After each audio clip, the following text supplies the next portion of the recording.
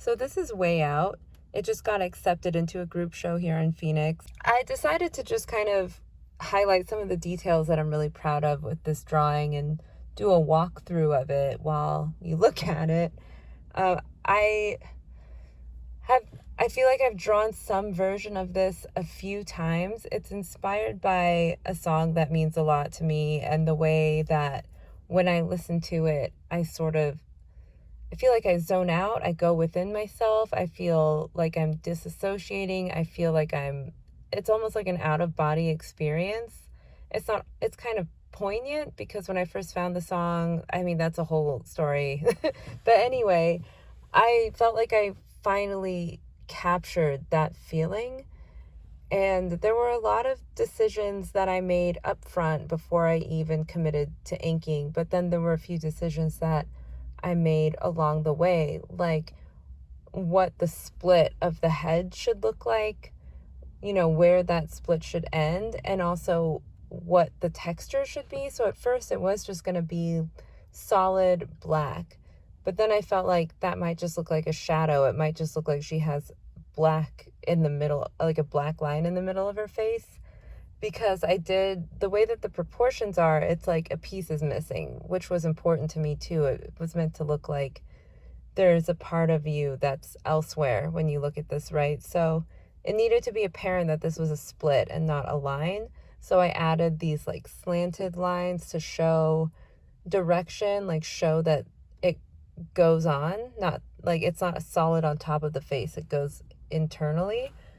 And then I was like, okay, so the texture is not going to be enough. We need some negative white lines there. And then I added these like little textures within, like the stipple and the shading, to give it more dimension, but also to give it kind of that like creepy in the head feeling, just something going on. So it wasn't just like solid black lines. And then the hair, which I got a lot of compliments on, that blew my mind, because it came out really cool, but I did worry that having it be pure white was too simple.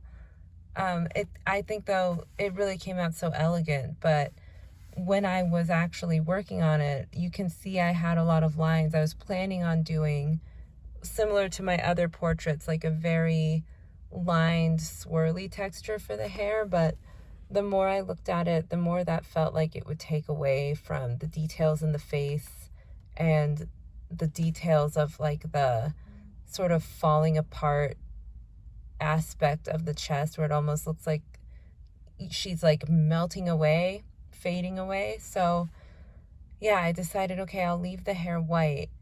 And then I was planning on adding a background. I was planning on having like a red background or a deep blue background. And then I thought, actually, the way that this is, with the hair fading into the back, just like totally goes into the message that I originally wanted. So here we are with the final piece. And like I said, some of it I planned, some of it happened as I was going. And oh, that's my keys. That's my favorite thing about making work, is you think you know what's going to happen, and then it surprises you. It like comes alive. And then the end, it's like you discover, oh, so deep. You discover what it was meant to be all along. This video is longer than I meant. So I'm ending it right now. Okay, bye.